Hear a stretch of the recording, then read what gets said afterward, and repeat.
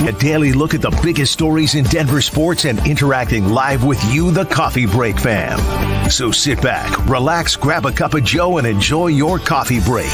Here's your host, Rachel Vigil. Happy Monday, everybody. The legal tampering period for the NFL began today at 10 a.m., and the Broncos are already beginning to do some moves. So first, we need to look at the who's out of Broncos country, and then we will get into the who's in. So who is out? Russell Wilson, the obvious one, Justin Simmons, Chris Manhertz, Lloyd Cushenberry, Jerry Jeudy, all being moved on from the Broncos.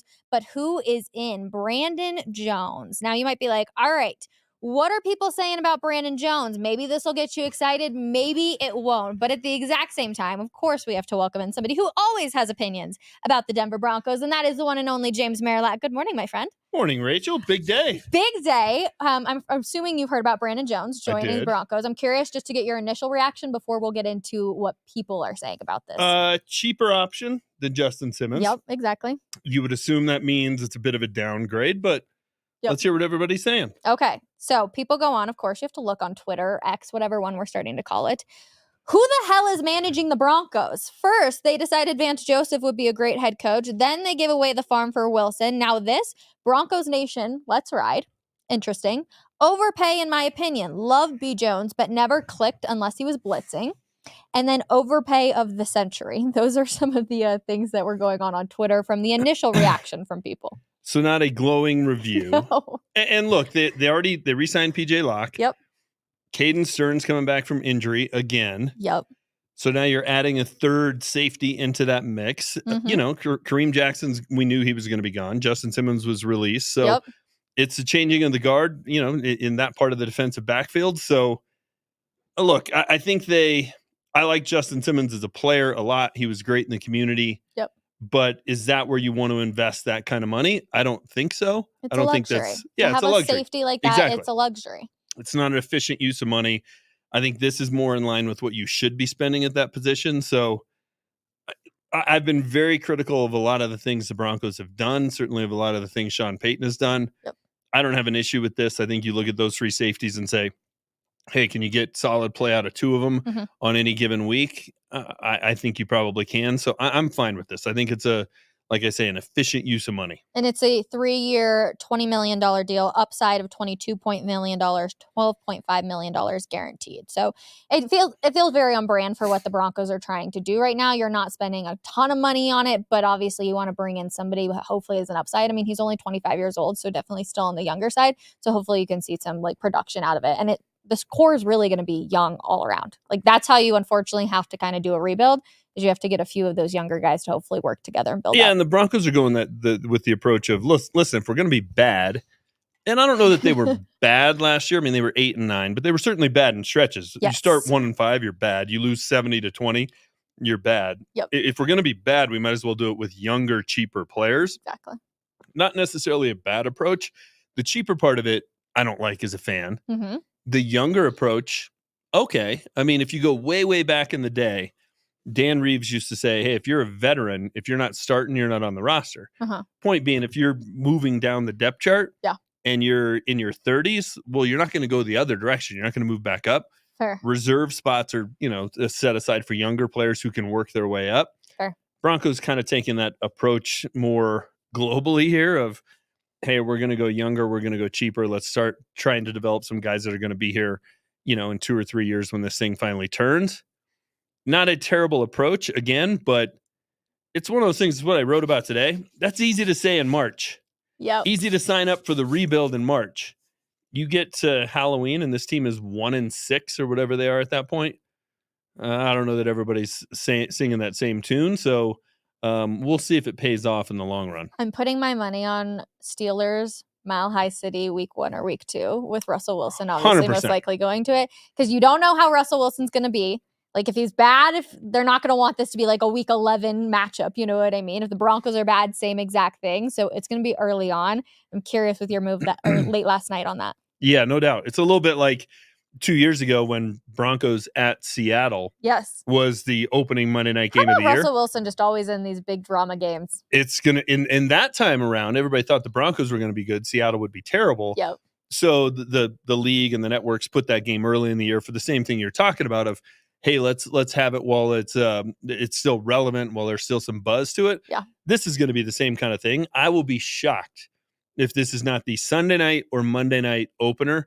Probably Monday night, because I don't think the Broncos are worthy of being on Sunday Night Football. Agreed. The Monday night opener, week 1, Pittsburgh at Denver, and man, that place is going to be jumping. There is going to be a buzz in the building. Are there boos? Are there cheers? Are we just like, I don't really know, right? Like, it's not like Russell Wilson's this Nolan Arenado where he's going to come back every single time and people are going to boo him like crazy. Like, what's the vibe on what people will do? I feel like it's going to be big time boos. I think people are going to be all over him, but that might be because the vocal minority is all we hear from, right? On Fair. social media, on the text line when we're on the air, Yeah. call-ins. It's the people that are really anti-Russ. Fair. Is that the sense of Broncos country in general? I'm not 100% sure, but based on the polling we've done, right? The exit polls tell us he is going to get booed mercilessly. That's what I think it's going to be.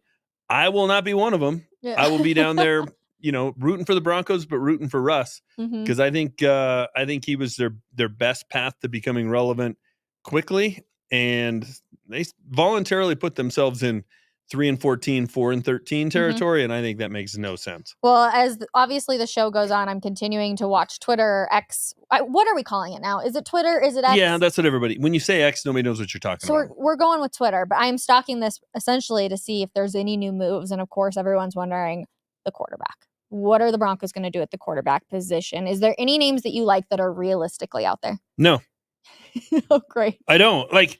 And I don't even know that I like some of the names that aren't realistic. Like Kirk Cousins, people talked about. Andrew Mason has talked about this a lot. Like, that's not realistic. He's going to get big money. Yep. Broncos have so much money tied up in a quarterback who's now playing in Pittsburgh.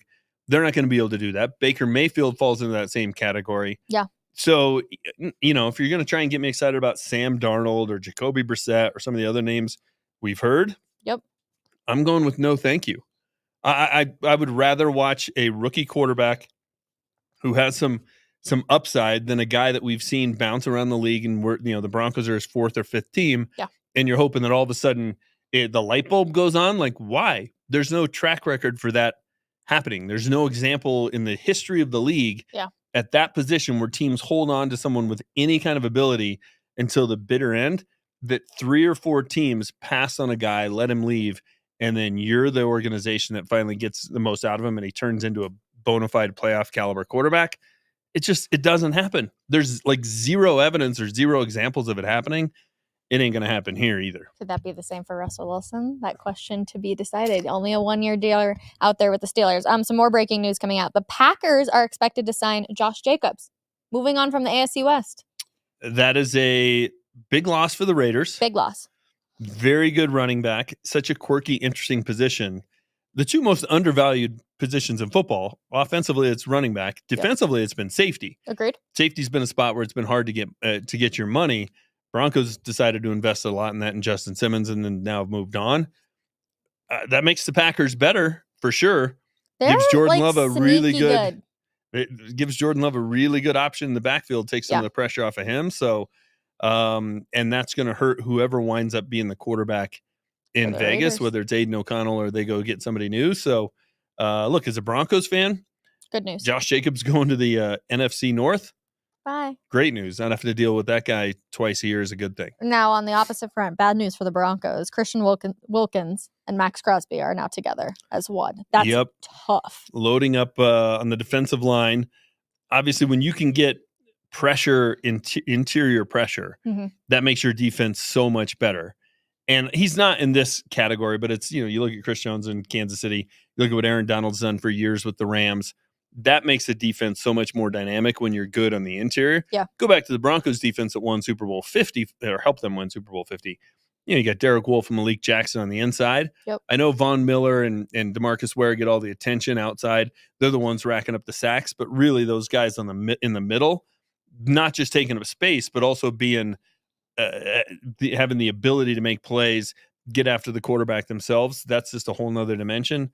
Raiders now have that to the nth degree with Crosby on the outside and Wilkins on the inside. I know it's going to be a tough. Who do you think is going to be the Raiders QB? Think it's me, Aiden O'Connell? I think they're very much in the same boat as the Broncos. I think they're drafting somebody, and if they have to go through a few weeks before they decide to play the rookie with Aiden, they'll go with Aiden O'Connell. Aiden O'Connell is their Jarrett Stidham. Yeah. Same situation. That's tough. Which one would you rather have, Aiden O'Connell or Jarrett Stidham? You're looking at 4 and 13 with either one. It doesn't really matter. That's the same thing. It's the same. Same exact situation. I keep waiting to see. I'm like, okay, are we going to see anything with the Broncos? Any other QB names popping up? Is it going to be quiet, or is it just going to all lead to the draft? Are they going to start JJ McCarthy or, week 4, whatever it's going to be? I keep stalking Twitter over here being like, what's going to happen? But Lloyd Cushenberry going to the Titans. We know that the offensive line is going to need a little bit of help, obviously, with that veteran moving on. Is that somebody that you already have on the roster, or do you think that they try at all to look in free agency? I know the names have obviously appeared, and it's like, all right, what are they going to do? No, I mean, I think if they were going to try to add a center in free agency, they would have tried to keep the guy they already had. Yeah. So I think you let Cushenberry leave because, hey, you got Wattenberg, you got Forsyth, Luke, you got some young options there that you hope can step up. Yeah. And look, you got 5 guys on the offensive line. You can't invest heavily in all 5. You just can't. Yep. Both tackles are expensive, right? Bowles and McGlinchey. And are I know you keeping Bowles? I am. A left tackle. I feel like we would have heard that news already. Garrett Bowles isn't, great, but he also isn't terrible. Yeah. He's pretty good. And unless you can upgrade from pretty good, that's not a position you want to have a hole in. Yeah. But they invested in left tackle with Bowles, left guard with Powers. Right guard Quinn Miners, at some point they're going to have to pay him. They got good value there because he's still on his rookie contract. Fair. And then McGlinchey at right tackle. Center becomes that spot of like, oh my gosh, we can't overspend here. We have to develop somebody. Yep. One of our draft picks has to be able to come in and play that spot. So they got two options for it. Is Lloyd Cushenberry better than Wattenberg and Forsyth? Yeah, of course he is. But I just think that's a luxury at this point. You can't pay a premium at every position. And that was one the Broncos probably had to move on from. I will give Sean Payton credit because he does understand the luxury positions. Like, that's one thing I will give him credit to. He's like, okay, we can move on from this. However, I am a little nervous that everyone talked about the cap hell that, he just pushed down the road essentially when he was with the Saints. They did that a lot this year. It's only year 1 really with Sean Payton kind of like running all of this type of stuff. I guess when did he get hired last year? End of January, early February. Yeah, right around the Super Bowl. No matter what, you were rolling with Russ. Like they were going to try and see how things work. Are you at all nervous, like I am, that this could just be the exact same thing that's going to happen with the Saints? Yes, very.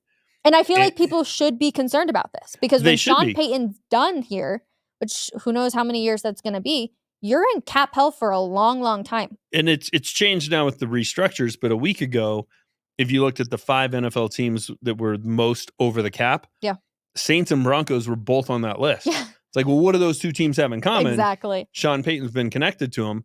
I'm not only concerned about that, I'm concerned about, does he create this cap problem, this cap hell, so to speak? Yeah. And then as soon as it becomes like, well, I can't win with this, he bails, he moves back to Malibu, he takes the once-a-week job at Fox and, washes his hands of it. I think that's very much a concern. It's easy to say right now, hey, we'll take on the $85 million of dead cap from Russ. We got to move on. It's addition by subtraction, all that nonsense. Yep. Again, you're 1-6 at Halloween. You don't have a quarterback of the future. You have all these cap problems that are going to be at least one more year. Yeah, that becomes a situation where you may say, why do I need this headache? I got plenty of money. We're getting booed every week. There's 20,000 no-shows. The owners are on me. We're now off the front page. You don't think he has too much pride, though, to be like, I have to do this. I came back. I have to try and win one more. To some extent, though, if you can't succeed at it, your pride makes you bail. Because you don't want to sit there and just continue to lose. Fair. And bailing a year and a half or 2 years into losing is better than sticking it out for 5 years and losing for that entire time. So I don't know.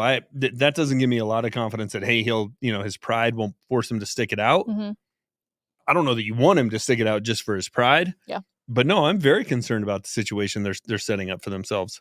Courtland Sutton has been very vocal this past weekend after Jerry Jeudy got traded. He did the very popular GIF where he's alone in the room from the show that has blanked my... Fresh Prince of Bel-Air. Thank you, Fresh Prince of Bel-Air, where he's like, I'm all alone. They're really toying with my feelings here. All of these things.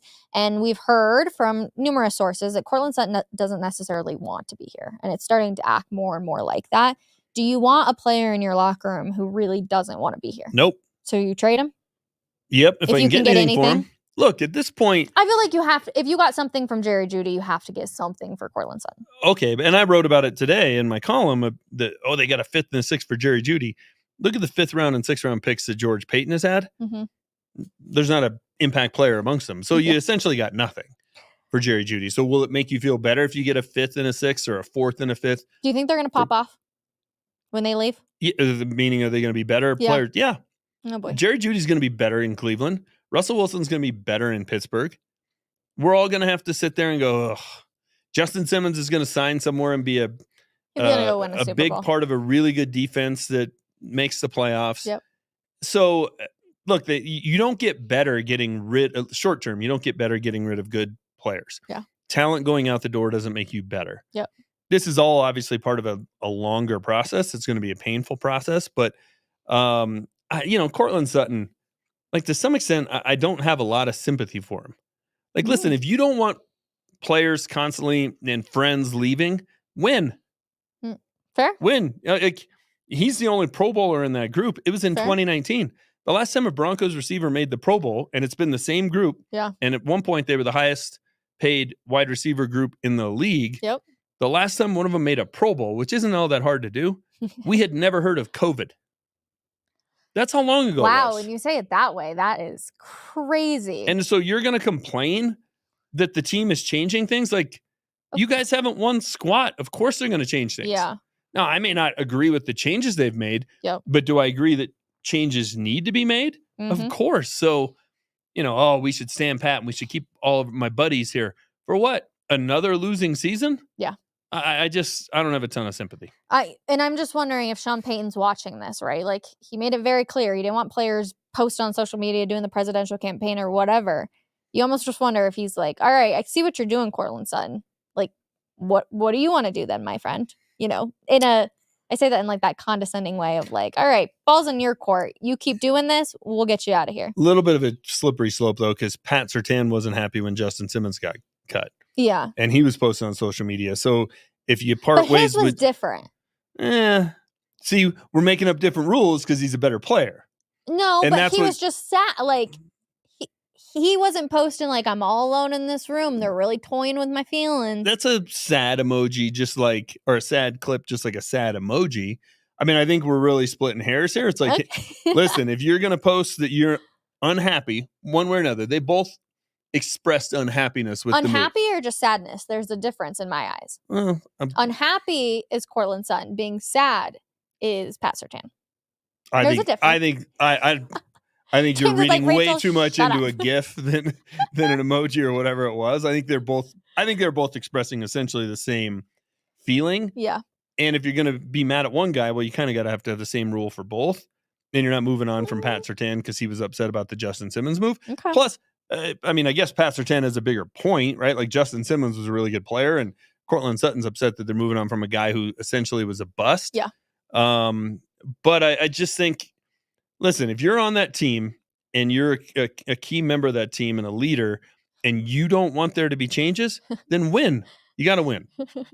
We're getting our group chat out here. It's blowing up. Freaking out. The Jaguars are signing former Broncos kicker Will Lutz, source says. So McManus out? Lutz in? Lutz in. Jacksonville? He gets a 3-year deal. So now the Broncos. I can't help but laugh. Now the Broncos are back in the kicker market. Yep. Which Will Lutz was like, "This is a disaster. I'm gone." Will Lutz actually was really good for the Broncos last year. He was pretty solid. He had 2 big misses. One was at Buffalo. He got a redo and made it. The other one was his first kick ever in a Broncos uniform. Yep. And that was opening game against the Raiders. Yeah. And he missed an extra point. They ended up losing 17-16. Yep. And that turned out to be a really big kick, but I don't put that on him. I put that on Sean Payton. That the first time your long snapper, your holder, and your kicker, they shouldn't be doing that together for the first time in a game situation in the opener. Yeah. You had an entire preseason that you should have been doing that. Fair. And instead they drug their feet. They had the kicking battle and Brett Maher was going to win, and then he ended up not winning it, and they traded for Will Lutz. Like, if you wanted to trade for Will Lutz, you should have done that in July. Yeah. Why they did it right before the opener, I don't know. So, man, it used to be if you had a cup of coffee in New Orleans, you got to be here in Denver. Now, if you had a cup of coffee in New Orleans, you got to stop in Denver, and you're getting the heck out of here. Yeah. So that's this another. Is very telling to me that things are bad here, right? Like, Will Lutz was Sean Payton's guy. Like, their relationship seemed to be like rock solid. He really wanted to come back and work with Sean Payton. And this just kind of tells me. Things are bad here. I know, but I feel like things are worse behind the scenes. I agree. So I guess do that with what you will. Well, and you can also, there's so many things that you can read between the lines, like Justin Simmons, right? Like, listen, am I the biggest Justin Simmons fan in the world? Wait, can I just guess what you're going to say? What? That Justin Simmons didn't say anything about Sean Payton in Correct. his long apology. Correct. And a classy guy. Yeah. Right? Like, you can say all the critical things you want to of Justin Simmons. Yep. He handles himself off the field to the nth degree. Yeah. Right? And so for him to not put Sean Payton on a long list of people he thanked for his time in Denver, is telling. Now, he didn't include any of his other coaches either. Vic wasn't on there. VJ wasn't on there. Kubiak wasn't on there. Yep. But Sean Payton has not been thanked by anybody who's left town. Yeah. I also thought that the Broncos, like, goodbye to Russell Wilson versus Justin Simmons was, like, very apparent. I was like, this is kind of not a good look. Yeah, there's lots of things. When you're changing things, it's gonna be ugly, it's gonna be cloudy, it's gonna be kind of a mess, but it is a mess. It's a mess right now. It is. And to some Buckle extent, up, Broncos country. The best teams do have a dictator at head coach. They do. Yeah. The dictator isn't always popular. He typically isn't popular, especially when you're losing. And right now you got a dictator and you're not winning football games. Do you believe in Sean Payton? No, I do not. You don't think they'll win? I do not.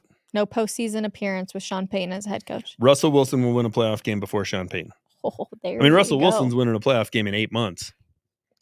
I don't know. The Steelers are a little rough.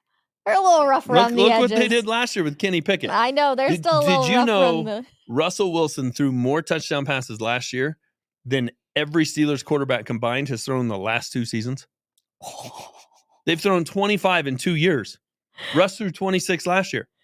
Kenny Pickett has thrown 13 in his entire career. Oh my gosh. And all these people, he's going to go in there and compete with Kenny Pickett. You're kidding, right? Like, Russell Wilson's their starter. Kenny Pickett is there if Russell Wilson gets hurt. But let's just go back to these Russell Wilson stats. He threw 27% of his passes behind the line of scrimmage last year. Okay. He threw 62% of his passes within 5 yards of the line of scrimmage. Okay. Tough. Now, quick timeout. Yes. You got to also consider, who were his tight ends and who were his receivers that he's supposed to be throwing the ball downfield to? Did he have anybody as good as Pickens? Did he have anybody as good as Freiermuth? Depends on how you're judging it. That's all I'm going to say. Okay. That's all I'm going to say. When nobody's open downfield, you know what you do? You dump it off short of the line of scrimmage. Or if your offensive line is bad and you don't have a lot of time. But we also know that Russell Wilson did run himself into a few sacks last year. So he certainly did. Oh, man. Well, there's going to be plenty of good stuff over at denversports.com. I know everybody is working very hard behind the scenes to make sure you guys are up to date. So make sure you check out the website. Like I said, our group texts have been going off for the last couple of minutes. So definitely make sure you check out denversports.com, and we will break down everything again tomorrow morning, 10 a.m., Denver Sports Daily. I hope you guys have a wonderful Monday, and we will see you all. Oh, make sure you tune into Orange and Blue today at 4 o'clock. They're going to be breaking down a ton of other stuff as well. So we'll see you guys then. Bye.